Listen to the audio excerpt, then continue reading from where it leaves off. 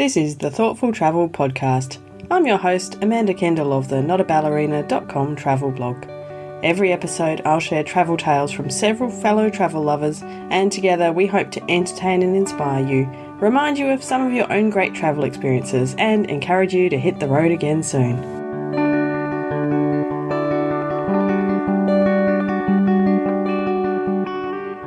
Hello and welcome to episode 242 of the Thoughtful Travel Podcast. Today's topic is meeting kind strangers. It's something that seems to happen a lot when we travel, even though we're brought up with all these ideas of like stranger danger and, being really wary about people who are trying to, rip us off or scam us or whatever.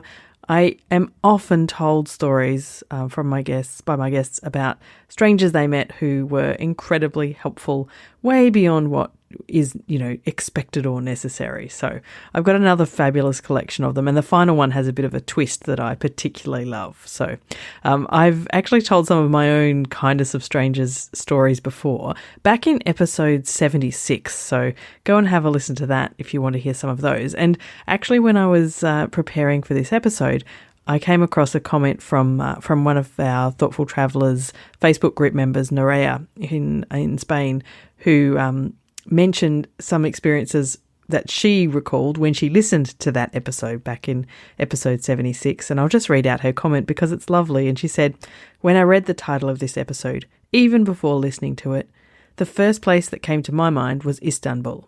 Strangers giving my mother a lemonade for free just because they saw her crying a little bit after receiving bad news on the phone. A woman in a mosque sitting on the floor next to my friend and me who insisted on helping us with our map, even though we didn't speak her language nor did she speak ours. A stranger who insisted on leaving me his cell phone because mine didn't work. I hadn't even asked for help. All of them without expecting anything in return."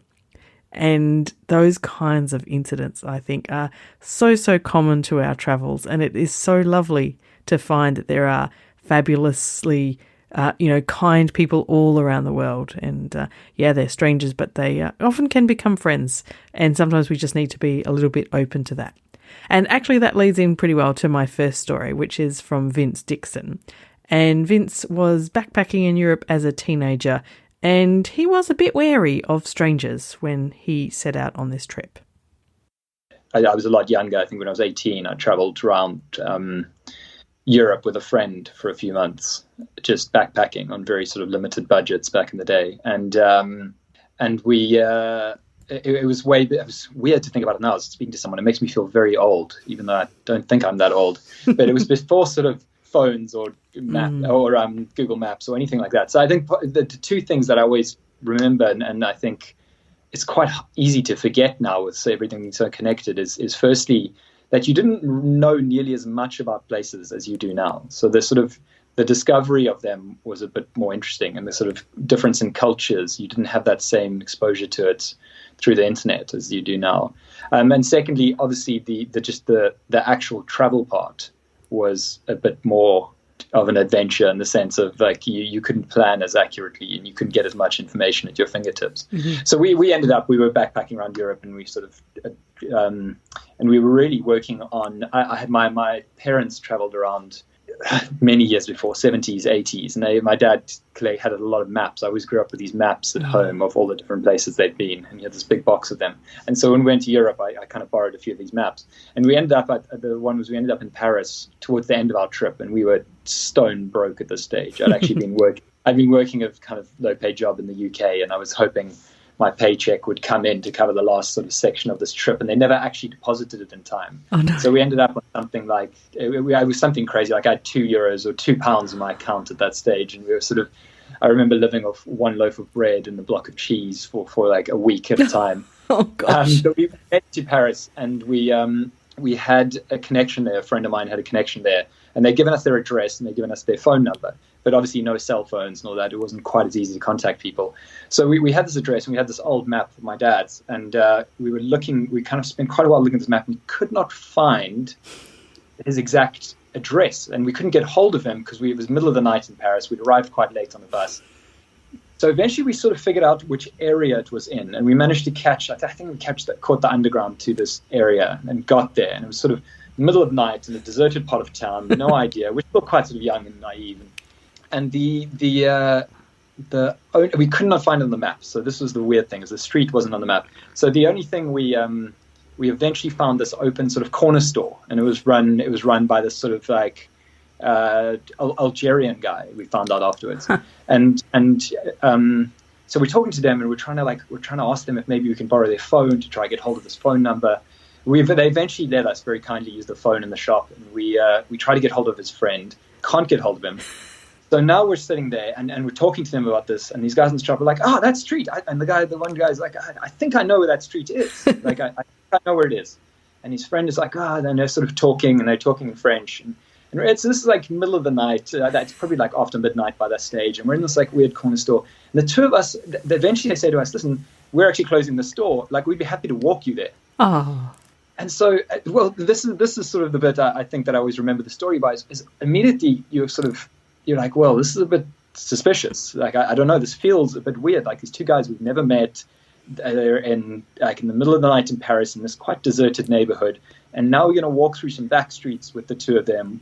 I wouldn't say we had much worth stealing on us, but you still have that thought of sort of like, anyway, we walk and they also weren't entirely sure. The guy just said he thought he recognized the name and thought he knew. We eventually walked through these streets with them for, it was half an hour, 45 minutes. So it was quite a way. We're getting sort of increasingly more concerned that we're getting set up for something.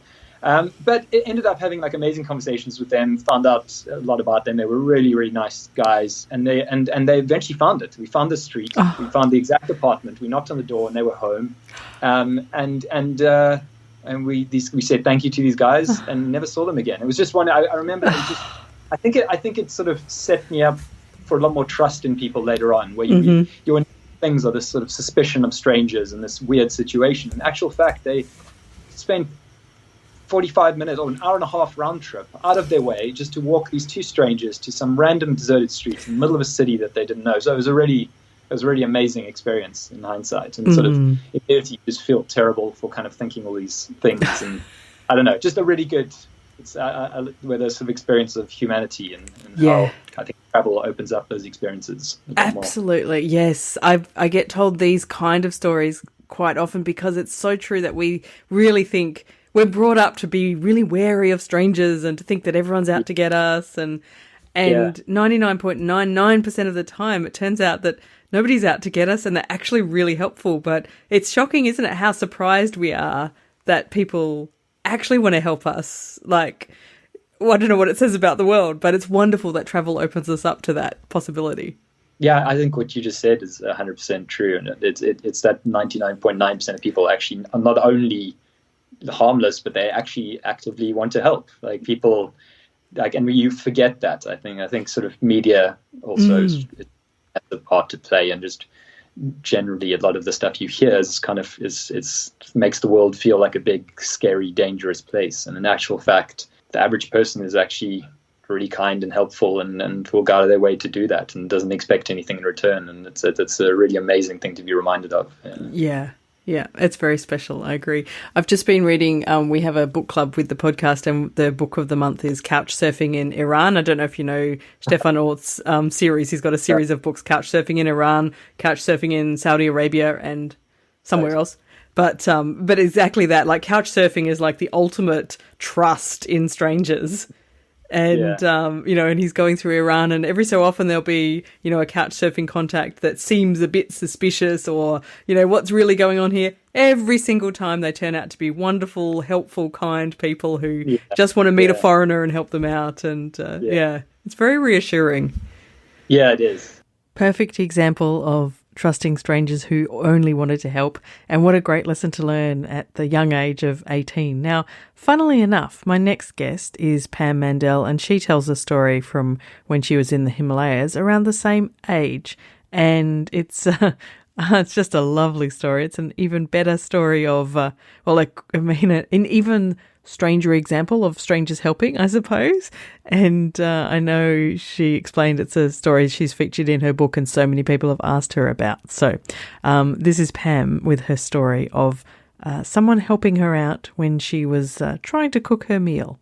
It is just this tiny moment, but it's left this indelible mark on me. So I had gone on, there's a section in my book where we're crossing the Himalayas, right? We're on this trek. It's in Ladakh, and it's a long trek, and we are ill prepared. And our camp stove breaks. So we're on this 10-day trek, and we've been cooking on fire, and we get up above the tree line, and it's impossible to get wood because there is none. There are no trees. It's just this raw landscape.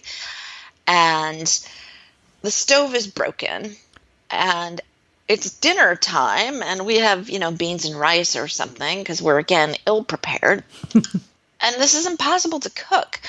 So I took one of these shoddy little tin cook pans with the metal handle, and I walked into the village nearby, and I was like, I'm going to find fire. Yes. So I walk into town. There's no cars. I mean, we're like well in the back country, and there are lots of villages up in Ladakh, but at the time there was no road. You only did this trip on foot. Uh-huh. And I get into town, and I knock on the first door I see, and the family, I think it was the mom, the woman, the head of household, opened the door, and she looked at me, and we look at each other, and I realize I don't have a way to tell her what I'm looking for or what I need or what I'm trying to find. So I point at this little pot that I'm carrying, and I sort of look past her, and there's a blazing fireplace behind her, and I point at the fire, and I point at my thing, and I point at the fire, and she invites me in to cook my dinner on the fire, right? So I walk in, and I hang the pot on there, and I cook it. I sit there for 20 minutes. She brings me a glass of tea, and there are these two huge-eyed children looking at me like, what is even happening? Now, it's not that they would have never seen outsiders there before, because this is a well-known trek, but I was sitting in their house in front of their fire cooking my dinner. Mm-hmm. That might be unusual. A little bit unusual. So we're just sitting there in this very, I wouldn't say awkward, I would say it was almost companionable silence, but it was just, I didn't feel out of place or unwelcome or any of those things. This is not to say that I was not. She gave me a glass of tea, and I sat there and I drank this glass of tea, and then, I did the namaste hands thank you thing, which is a thing that was common there, and I took my dinner, and I went back to my campsite, which was, maybe a 15-minute walk away up the trail. And I didn't really think about this for a long time, the strangeness of this interaction. And when I wrote my book, and I wrote the story into the book, I thought, what would I think if somebody knocked on my door and asked to use my stove? What would that be like for me, right? And we just had a lot of weather across the U.S., and we had a very deep freeze. And down in Texas right now, they're really suffering because their power grid's out. And so in this context, the idea of a stranger knocking on your stove to use their fire, you would invite them in. There's weather, there's circumstances, there's reasons you would do that. But if I went to my front door one day and found someone there who did not speak my language, was clearly not from my planet, and just wanted to come and use my fire to cook their dinner, like, what would I make of this? It's such a bizarre little thing.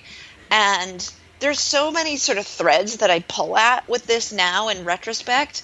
I was so unafraid that I went and asked somebody to do this, right? Like the fear, I had just had this general sense of fearlessness and trust that nothing bad would happen to me if I knocked. I was an 18-year-old girl, right? Could have been anyone behind those doors that you're knocking on. Anything could have happened, right?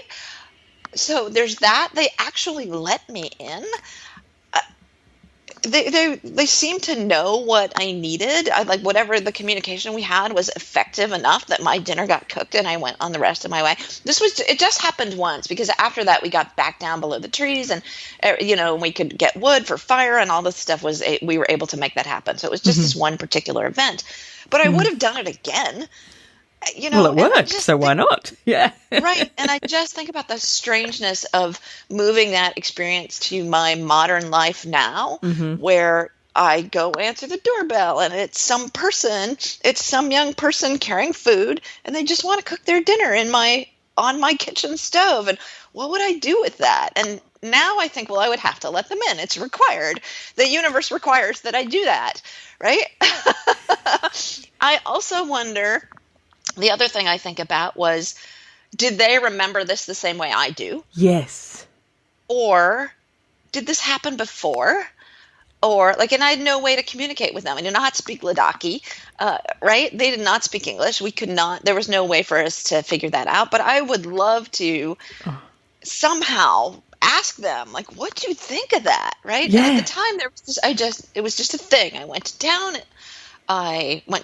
it's a tiny, tiny village, knocked on the door, got my dinner cooked, went back to camp. No big deal.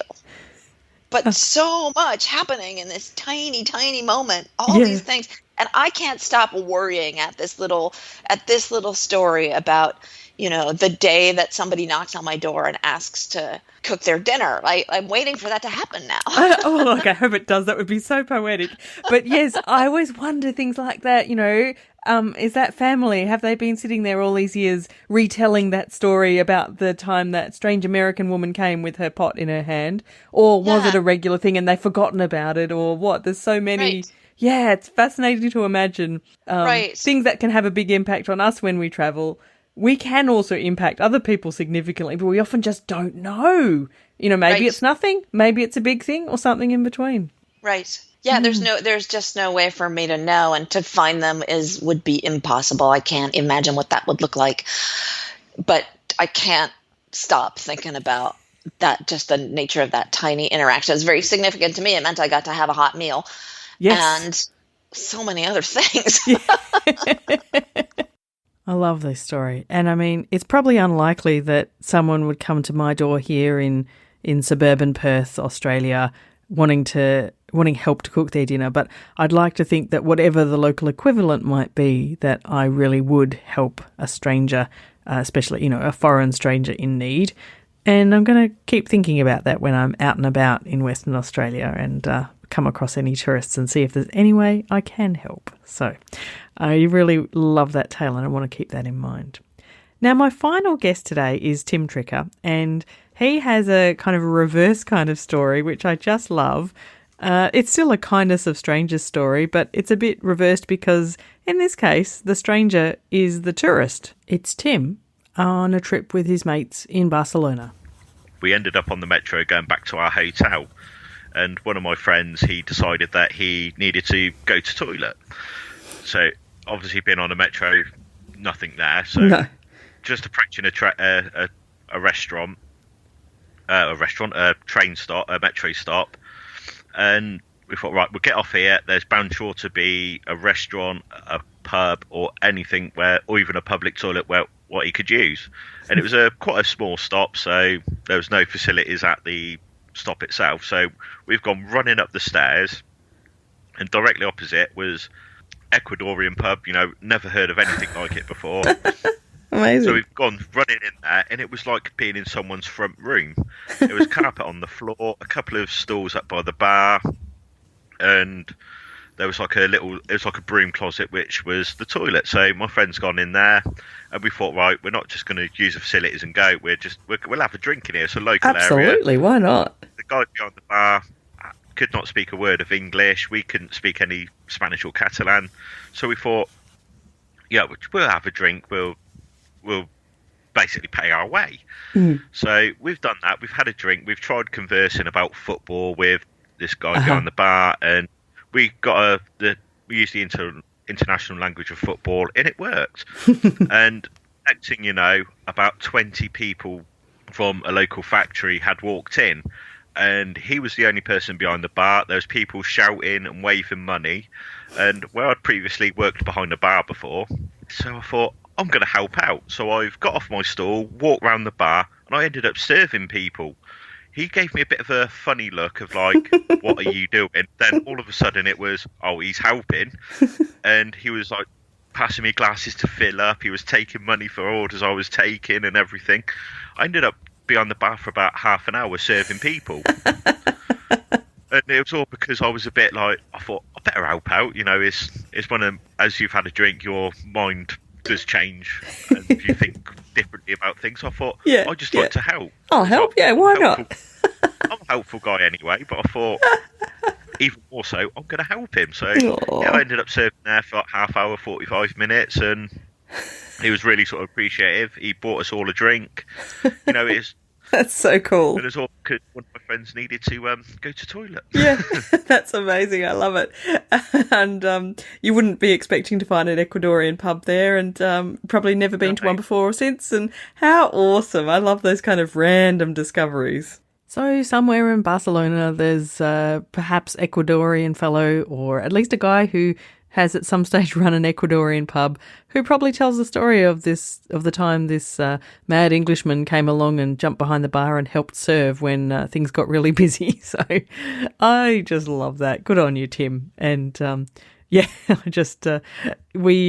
pays to be kind, doesn't it? There's lots of different ways we can be kind, and it certainly does us no harm. So I hope this has been a bit of a feel-good episode for all of you. I've thoroughly enjoyed putting it together. And, of course, a big thank you to my guests. So I started off chatting with Vince Dickson from Who Knew. They make sustainable travel products. They've started off with a pocket-sized keep cup, well worth checking out. You can find out more at their website, which is at wearehunu.com.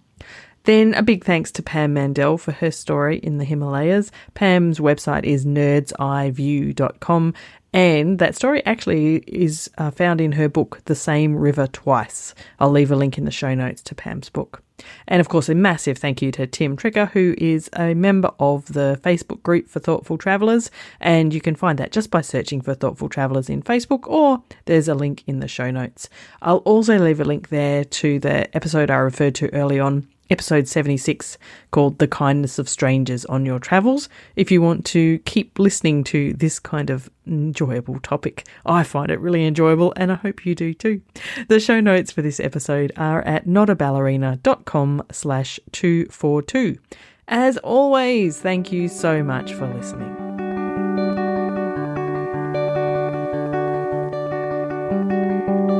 This has been another episode of the Thoughtful Travel Podcast. Show notes and other information are at notaballerina.com/podcast. Join me again soon for another chat about why we travel. Bye for now.